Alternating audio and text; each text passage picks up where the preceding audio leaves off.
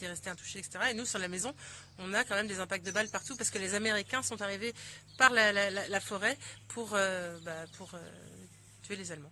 Assez dur. Mais je vous promets qu'il y a une très belle énergie dans cette maison, aussi bien à l'extérieur qu'à l'intérieur. Les amis, la famille, tout le monde qui vient ici se sent très très bien ici. Donc voilà. Ouais, en effet, Christine, il y a la basilique de Lisieux qui surplombe toute la ville et la cathédrale. Enfin, il y a plein de choses à voir. C'est une région très très chouette. Nous, on est en dehors, dans la campagne. Oui, vous aurez la recette de toute façon après, elle sera, je vais la partager avec vous sur le site, mais aussi sur YouTube, vous aurez tout. Donc voilà, attends, je rentre pour voir où où en sont mes petits butternuts. Je vais voir où est Christophe. J'ai besoin de toi. Alors, on est bien, c'est parfait. C'est parfait. Alors attends, je vais enlever. Alors on va switcher ça. Tac. J'enlève mon manteau. Alors, je vais éteindre ici. Je vais juste relancer un petit peu le feu là. Que ça se réchauffe. Hop. Et je vais sortir un petit butternut qui commence à dorer légèrement. On voit un petit peu partout là, comme ça, c'est sur les tranches. Je vais tout mettre. Attends, j'arrive, je te suis. Ouais. Ici.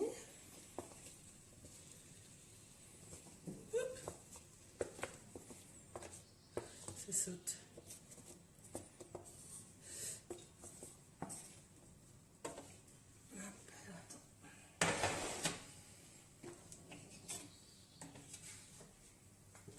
Voilà. Et on va mélanger tout ça. Comme ça, on recouvre bien le tout.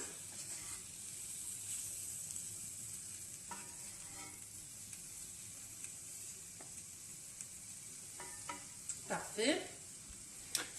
Alors, petite question, est-ce que tu pourrais faire un résumé rapide de la recette et des étapes déjà lancées? Quelqu'un qui est arrivé, je trouve que ça a coupé, non, ça a coupé, elle n'a pas tout suivi. Oui, bien sûr. Alors, déjà, le butternut était coupé. Je l'ai mis au four avec de l'huile d'olive, du sel et du poivre. Je ne sais pas combien de temps il est resté, un quart d'heure, je pense, à peu près. Pendant ce temps-là, en fait, on a émincé l'oignon, l'ail, on a râpé un petit peu de gingembre frais et on a fait tout ça est revenu un peu dans notre cocotte seule. Et ensuite, j'ai ajouté les différentes épices. Donc, il y a cannelle, coriandre, cardamome, cumin, gingembre, piment de Cayenne, curcuma, des graines de fenouil, enfin voilà, toutes ces bonnes choses. Et puis, donc voilà. Et maintenant, j'ai ajouté donc, les épices mélange d'oignon, ail et gingembre. Et là, je viens d'ajouter mon butternut qui est bien cuit, mais qui n'est pas fondant, parce que sinon, il va complètement. On n'aura plus du tout les morceaux. Donc là, vous voyez, j'arrive à bien mettre la lame, mais en même temps, je ne peux pas en faire de la purée. Parce que sinon, vous allez vraiment avoir plus une purée soupe très épaisse. D'accord? Là, je vais mettre le feu un peu plus doux, pas très doux même. Et ce que je vais faire, c'est que je vais intégrer à tout ça mon bouillon. Voilà, je fais à l'envers. Voilà.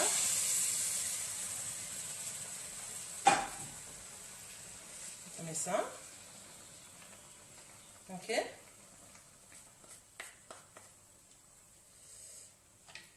Et je vais mettre du lait de coco. Donc là, pareil, si vous voulez que ce soit plus ou moins crémeux, vous pouvez en mettre plus. Je vais mettre qu'une seule canette. Parce que j'ai... Pardon, excuse-moi. Je vais prendre une cuillère.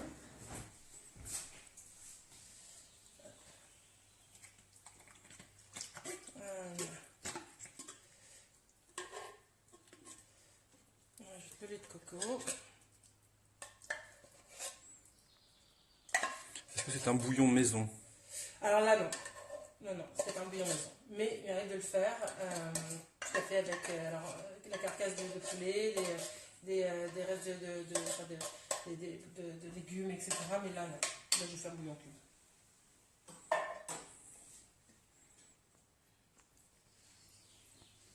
Hop, on mélange le tout.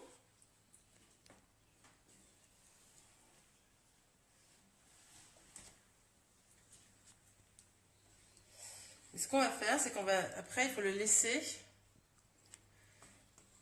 un petit peu mijoter comme ça, pour que la sauce épaississe et que le butternut finisse de cuire. Hop. Et le laisser comme ça, à demi couvert, comme ça, avec une petite ouverture. Un petit peu plus fort, mais tout en surveillant quand même. Voilà. On peut le laisser comme ça pendant 5 minutes, ou on peut et ensuite ajouter les épinards, ou on peut ajouter les épinards tout de suite. Ce que je propose, c'est qu'on les mette maintenant. Comme ça, c'est fait. Alors attends 2 minutes. Je vais remettre un peu de musique quand même.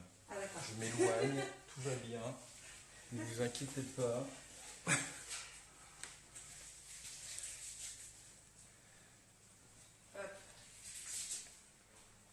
Ça, c'est une vraie question, parce que certaines personnes aiment la musique quand on fait ses lives, d'autres ne la souhaitent pas, donc c'est pas forcément évident. Les épinards, ça dépend de la quantité que vous allez faire. Là, j'ai pas fait un énorme curry, etc. Ça fond, et c'est vrai que ça disparaît assez vite, les épinards, mais vous pouvez mettre entre 100 et 200 grammes. Alors question, tu cuisines dans quelle marmite? Là, c'est une cocotte qui s'appelle la cocotte, je vais faire de la pub, la cocotte oblongue de Le Creuset. Et j'aime bien parce qu'elle a cette forme ovale, comme ça, elle n'est pas trop... par-dessus, ça pousse. Ouais. Ovale. Elle n'est pas très profonde. Vous pouvez voir sur le... Je la trouve élégante et en même temps super pour la cuisson, parce que tout se fait vraiment de façon harmonieuse. Et vous pouvez aussi l'utiliser, moi je l'ai déjà utilisé l'été par exemple pour faire, si vous faites un tiramisu, vous faites votre tiramisu dedans, vous mettez au frais, et ben du coup quand il fait chaud, ça va garder le tiramisu très très frais, beaucoup plus longtemps que si c'est dans un plat en verre ou autre. Donc je pense que c'est important de savoir ça, parce que c'est bien d'utiliser aussi nos cocottes différemment, et pas que pour la cuisson, mais aussi pour garder des choses au frais. Voilà. Question, sont des pousses d'épinards? Oui, les jeunes pousses d'épinards. J'aime bien mettre un petit peu de verre dans mes différentes recettes, parce que les garçons n'adorent pas toujours ça, mais quand c'est un petit peu caché avec d'autres saveurs, ça passe beaucoup mieux.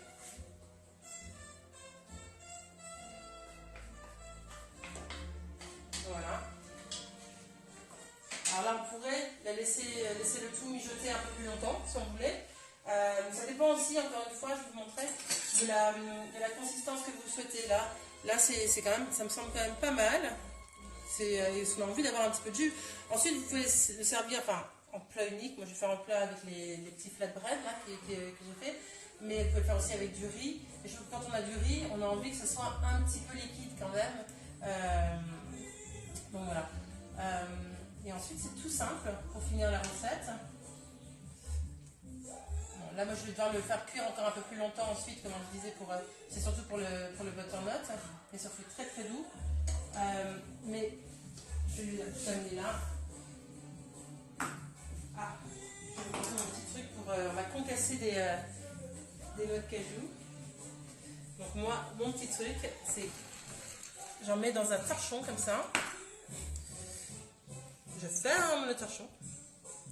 Je prends mon rouleau à pâtisserie.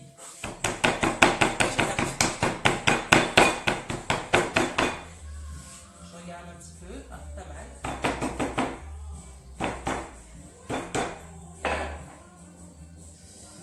Donc ça, on va les mettre à la fin. Bon, là on avance un petit peu, comme ça je ne vous retiens pas pour attendre juste que ma sauce épaississe.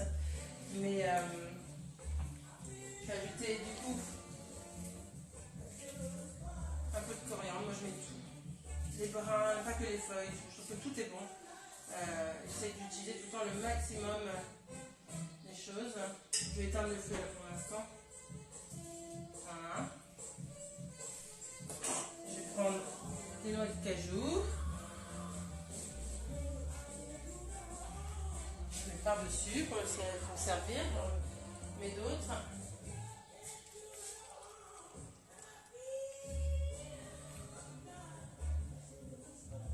Voilà. Ensuite, alors les citrons verts, c'est vraiment pour les servir avec chacun. C'est-à-dire que moi j'aime bien donner un petit quartier ou deux à chacun.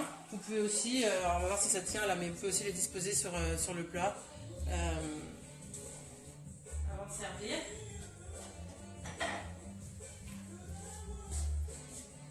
Hop, voilà. On est prêt? Est-ce que vous avez des questions? Est-ce que vous êtes prêts à vous mettre en cuisine? Je pense qu'elles sont prêtes. Ouais. Okay. Christine a hâte de la faire. Fatnet, elle sent que ça va devenir sa recette préférée. Voilà. Et encore une fois, n'hésitez pas à adapter les épices selon vos goûts. Vous pouvez suivre ce que je vous recommande, mais ça, ce sont vraiment mes goûts.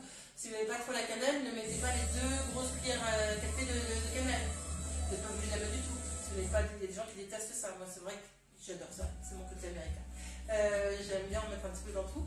Mais voilà, adaptez et amusez-vous surtout. Prenez du plaisir, prenez le temps de faire les choses.